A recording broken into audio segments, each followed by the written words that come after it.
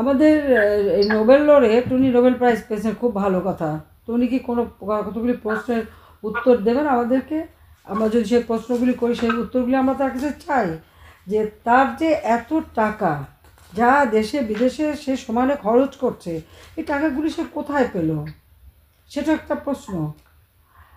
গ্রামীণ ব্যাংক, এই ব্যাংকটি কিন্তু একটা প্রকল্প, সে প্রকল্পটা নেওয়া হয়েছিল স্বাধীনতার পর, যখন বাংলাদেশে দুর্ভিক্ষ হয়। তারপরেই গবেষণা করার নির্দেশ দেন জাতির পিতা বঙ্গবন্ধু শেখ মুজিবুর রহমান, এবং সেই গবেষণার ফসল হিসেবে একটি প্রকল্প নেওয়া হয়, যারা ভূমিহীন গৃহহীন মানুষ তাদেরকে জামানতবিহীন সুদ দেওয়ার জন্য, ঋণ দেওয়ার জন্য। জামানতবিহীন ঋণ দেবে, মোটেই সেখানে উচ্চ হারে সুদের কথা বলা নাই, যে মানুষ যেন নিজের পায়ে দাঁড়াতে পারে। আর সেই প্রকল্পটাকেই 1983 সালে গ্রামীণ ব্যাংক অধ্যাদেশ জারি করা হয়, যেটা তখন জেনারেল এরশাদ ক্ষমতায়। এবং এই গ্রামীণ ব্যাংকে, এটা আসলে মূলত একটি সংবিধিবদ্ধ সংস্থা। আমাদের যে সংবিধান স্বাধীনতার পর জাতির পিতা বঙ্গবন্ধু শেখ মুজিব দিয়েছিলেন, সেই সংবিধানের 152 নম্বর অনুচ্ছেদ অনুযায়ী গ্রামীণ ব্যাংক একটি সংবিধিবদ্ধ সরকারি কর্তৃপক্ষ, অর্থাৎ স্ট্যাটিউটরি পাবলিক অথরিটি। 86 সালে প্রথম এটা সংশোধনী করা হয়। গ্রামীণ ব্যাংকের সরকার ও গ্রামীণ ব্যাংকের যে সদস্য, সেই সদস্যদের মূলধনের আনুপাতিক হার যথাক্রমে 75% ও 25% ধার্য করা হয়েছিল। আর আপনারা জানেন যে এটা পরবর্তীতে আবার সংশোধন করা হয়। কিন্তু এই গ্রামীণ ব্যাংকে চাকরি পায় ইউনূস, সেটা পেয়েছিল 90 সালে। 90 সালে 13ই আগস্ট ইউনূসকে গ্রামীণ ব্যাংকের এমডি ব্যবস্থাপনা পরিচালক হিসেবে নিয়োগ দেওয়া হয়। মানে 1990 সালে 13ই আগস্ট ইউনূস গ্রামীণ ব্যাংকের ব্যবস্থাপনা পরিচালক হিসেবে চাকরি পায়। কাজে যোগদান করে 19 আগস্ট 1990 সালে। যিনি এমডি হিসেবে তার বেতন ছিল 6,000 টাকা। 6,000 টাকা বেতনে সে চাকরি পায়, কারণ সে তখন চট্টগ্রাম বিশ্ববিদ্যালয়ের একজন অধ্যাপক ছিল। সেখান থেকেই তাকে জেনারেল এরশাদ তুলে নিয়ে আসে। আর সেই থেকে আপনারা জানেন যে ইউনূস এই ব্যাংকের দায়িত্ব নেয়, কিন্তু দায়িত্ব নিয়ে আস্তে আস্তে ব্যাংকটাকে সে গ্রাস করে নেয়। উচ্চ সুদের হার, মানুষের সব সহায় সম্বল সব শেষ করে দেয়, কিন্তু ওনার পকেট কিন্তু ভারী হয়ে যায়। আমি বেশি দূর বলতে চাই না, আমি একটা প্রশ্ন করব। 2023 সালে ইউনূসের 3 ব্যাংকে যে টাকা, সেখানে বিশেষ করে একটি ব্যাংক, যেটা তার ব্যক্তিগত ব্যাংক হিসেবে সবাই জানে, সেখানে 118,27,76,308 কোটি টাকা ছিল। এই 118 কোটি টাকা তিনি কোথায় পেলেন? এছাড়াও কিছুদিন আগে 2023 সালের শেষের দিকে একটা চেক আমার হাতে আসে। তখন দেখা গেল যে সেই চেকটা বিএফআইইউ ওটা তদন্ত করে, এবং সেটা দেখা গেলো সেটা ইউনূসের ব্যক্তিগত চেক। ব্যক্তিগতভাবে টাকা রাখে। যখনই সে টের পেল যে টাকার খবর নেওয়া হচ্ছে, তখন সে ইউনূস ফাউন্ডেশন নামে একটা ফাউন্ডেশন করে সেখানে ফিক্সড ডিপোজিট করে দেয়, যদিও সেই ফাউন্ডেশনটা কোনো রেজিস্ট্রেশন নাই। এছাড়াও প্রায় 8 কোটি টাকা, তাছাড়া বিভিন্ন ব্যাংকে তার বিভিন্ন টাকা রয়েছে। তাছাড়া 2006 থেকে 8 ইউনূসের 47,89,96,652 টাকা ছিল। গ্রামীণ ব্যাংকের এমডি হিসেবে 6,000 টাকা বেতনে চাকরি করে এই টাকাটা সে কোথা থেকে পেল? এবং বিএফআইইউ বাংলাদেশ ব্যাংকের যে তদন্ত কমিটি, সেই কমিটির হিসাব মতে 2001 থেকে 11 66 কোটি টাকা রেমিটেন্স আসে। আপনারা জানেন যে এটা কোথা থেকে সেই টাকাটা পেল, এর হিসাবটা ইউনূস দেশবাসীকে দিবে কিনা, সেটাই আমার কথা। হ্যাঁ, উনি বলবেন উনি লেকচার দিয়ে টাকা পেয়েছেন। আপনারা আমেরিকা আছেন, আমি আপনাদের কাছে একটা কথা জিজ্ঞাসা করি, উনি যে বিভিন্ন জায়গায় লেকচার দিতেন, এক এক লেকচারে কত টাকা করে পেতেন? সেটাকে কি 118 কোটি টাকা হয়? হ্যাঁ, তার বাপের ব্যবসা, সেই ব্যবসা তারও ব্যবসা। সেখানে সে গ্রামীণ ব্যাংকের থেকে মোটা টাকা প্রায় 9 কোটি টাকার মতো তিনি ঋণ দিয়ে অন্য একটা ব্যাংকে যে ঋণ খেলাপি ছিল সেই টাকা শোধ করে, এবং যে টাকা ঋণ দিচ্ছে সে ঋণের টাকাও আবার উনি মাফ করে দেন। মানে দাতা হচ্ছেন পুত্র, পিতা হচ্ছে গ্রহীতা। তো এইভাবে মানে গ্রামীণ ব্যাংকের অর্থ নয় ছয় করে, কোনোদিন অডিট করেনি, কোনোদিন কিছু করেনি। আর আরও অনেক তথ্য আছে, এত আমি বলতে চাই না। তবে তিনি সবাইকে শোনান ওনার নাকি কিছু নাই, বাড়ি নাই, গাড়ি নাই, জমি নাই, কিচ্ছু নাই, একবারে ফকির। হ্যাঁ, 6,000 টাকার বেতন পেয়ে হয়তো কিছু নাও থাকতে পারে, কিন্তু প্রশ্নটা হচ্ছে এত টাকা ইউনুসের আসলো কোথা থেকে? তার জবাব তো দিতে হবে তাকে, জনগণের কাছে দিতে হবে, কারণ এ টাকা জনগণের টাকা। জনগণের টাকা আত্মসাৎ করে গ্রামীণ ব্যাংক, এবং আসলে আমি তো তাকে সবথেকে বেশি সাহায্য করেছি। সবথেকে ধোঁকা দিয়েছে কবে জানেন? 96 সালে যখন সরকার গঠন করলাম, আপনাদের মনে আছে 98 সালে একটা বন্যা হলো।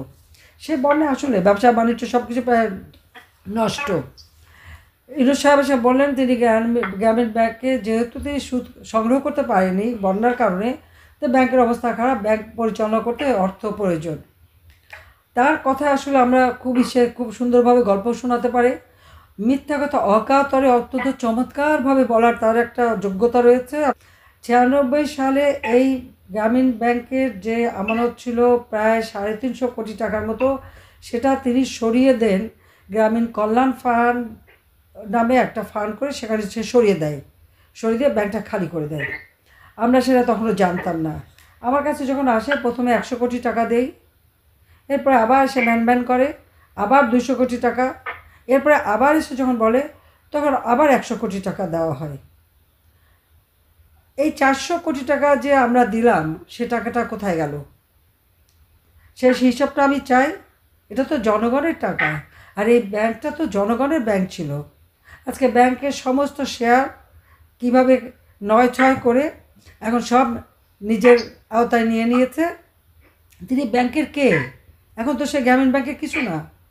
গ্রামীণ ব্যাংকের সেই বিশাল বিল্ডিং, এটা ব্যাংকের একটা বিল্ডিং, সেখানে 11,000 স্কোয়ার ফিটের একটা জায়গা তিনি নিয়ে নিয়েছেন মাত্র 1,000 টাকায়, 24 বছরের লিজ। গ্রামীণ ব্যাংকের ক্ষতিটা কত হলো? 6,76,00,000 টাকা গ্রামীণ ব্যাংকের ক্ষতি। গ্রামীণ ব্যাংকের 6,76,00,000 টাকা ক্ষতি করে তিনি এই ফ্লোরটা নিয়ে নিয়েছেন। ওই ফ্লোরে তার ইউনুস সেন্টার, শুধু ওই ফ্লোর না, ওই মানে তার 9 নম্বর ফ্লোর থেকে শুরু করে বেশ কয়েকটা ফ্লোরই ধীরে ধীরে গ্রাস করে নিয়েছে, এবং সেখানে অনেক কিছু তার রাখা আছে। সেইভাবেই কিন্তু সে মানুষকে ধোঁকা দিয়ে দিয়ে কাজ চালিয়ে যাচ্ছে।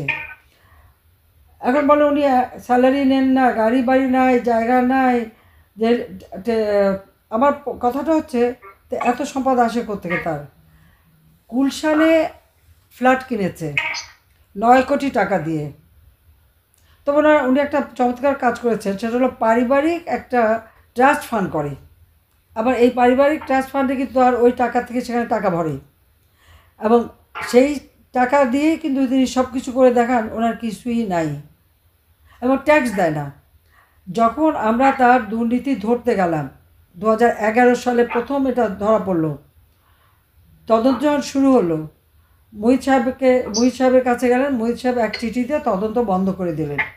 পরবর্তীতে আবার যখন আমরা তদন্ত শুরু করলাম, তখন থলের বিড়াল বেরিয়ে গেল যে কীভাবে এই গ্রামীণ ব্যাংক, এবং আমি তাকে একটা ব্যবসা দিয়েছিলাম গ্রামীণ ফোনের, সেই ফোনের ব্যবসা সমস্ত টাকা, এইটা কথা ছিল গ্রামীণ ফোনের এখান থেকে টেলিকমিউনিকেশন এর থেকে যত টাকা আয় হবে সেই টাকাটা গ্রামীণ ব্যাংকে যাবে, কোনোদিন 1 টাকাও ব্যাংকে দেয়নি।